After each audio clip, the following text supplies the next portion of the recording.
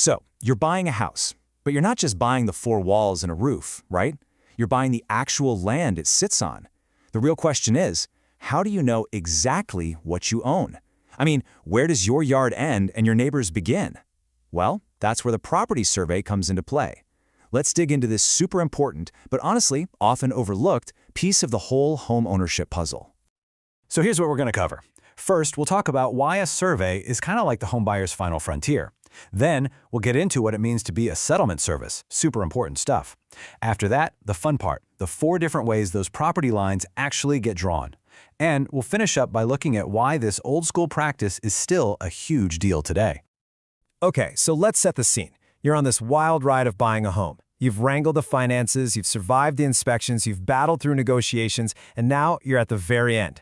This is what I call the final frontier, actually defining the piece of dirt you're about to own.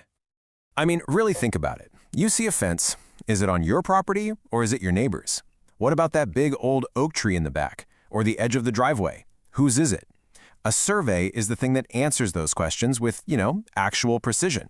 It stops you from having those awkward or even not so awkward arguments with your neighbors down the line. It's really all about making sure you get exactly what you paid for, down to the very last inch. And hey, it's not just about getting that peace of mind. A survey has a very official, very non-negotiable role in the whole mortgage transaction. It's what's called a settlement service, and it is an